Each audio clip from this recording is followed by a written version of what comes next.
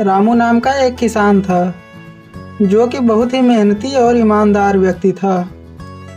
रामू रोज सुबह सुबह 5 बजे उठकर अपने खेत में पहुंच जाता था। रामू रोज की तरह आज भी खेत में खुदाई करने के लिए पहुंच गया था। वह खुदाई कर ही रहा होता है कि अचानक से उसका फावड़ा किसी धातु से टकराता है और उसके आवाज़ को सुनकर रामू तुरंत रुक जाता है। रामू अब अपना काम छोड़कर, अरे ये क्या चीज़ है, इसमें से किसी धातु की आवाज़ आ रही है। अब रामू काम रोककर वहाँ खुदाई करने लगता है और खुदाई के बाद रामू को घड़ा मिल जाता है। अरे वाह, लगता है आज ऊपर वाला कुछ ज़्यादा ही मेहरबान हो गया है जो आज मुझे इतना बड़ा घड़ा मिल गया। ये पूरी तरह बंद है, ज़रूर इसमें बहुत ही सारे सोने के सिक्के और हीरे चांदी होंगे। मैं इसको घर ले जाकर ही खोलूँगा। अब इतना बोलने के बाद रामू घड़ा लेकर घर चला जाता है और घर पहुँचते ही, देखो भाग्यवान, हमारे खेत से घड़ा मिला है। मुझे लगता है इसमें बहुत ही कीमती रत्न होंगे।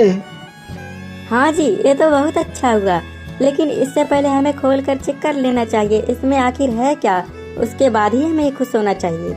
हाँ, ये सही कहा, पहले चेक ही कर लेना चाहिए। अब रामू घड़ा खोलने लगता है और कुछ ही समय के बाद घड़े को खोल देता है। लेकिन जैसे ही घड़ा खुलता है उसमें से चुड़ैल निकलकर बाहर आ जाती है और तुरंत बोल पड़ती है,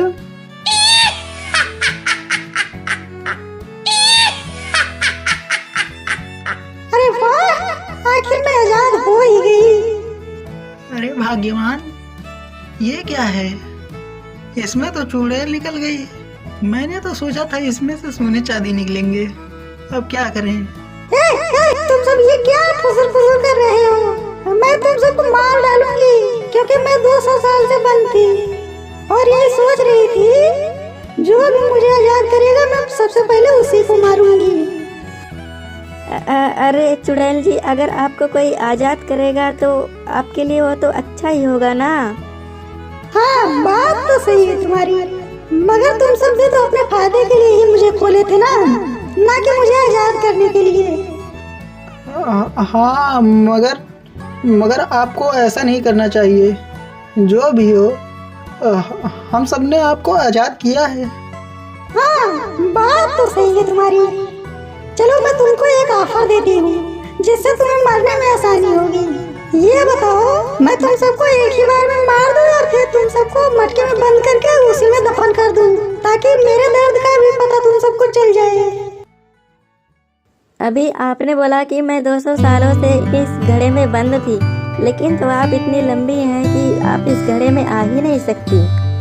तुमने हमें बेवकूफ समझ रखा है क्या, जो मैं उर्जिन के जैसा घड़ी में जाकर दिखाऊंगी और तुम मुझे कैद कर दोगे? अरे नहीं नहीं नहीं, हमने तो कुछ ऐसा कहा ही नहीं। मैं तो बस यूँ पूछ रही थी कि आप इतनी शक्तिशाली हैं, आपके पास तो जादुई शक्ति भी है, आप तो वैसे भी इस घड़े से आजाद हो सकती थी। ओहो, तो बात ऐसा है। अब चुड़ैल का गुस्सा थोड़ी शांत हो जाता है। तो इसके लिए बात कुछ ऐसा है कि यह घड़ा मंत्रित है और यह मंत्रों से बांधा गया है। इसमें जाने के बाद किसी की भी काली शक्तियाँ काम नहीं करेंगी। इसी वजह से इसमें जाने के बाद कोई इस घड़े को तोड़ नहीं सकता, चाहे वह कितनी भी शक्तिशाली हो।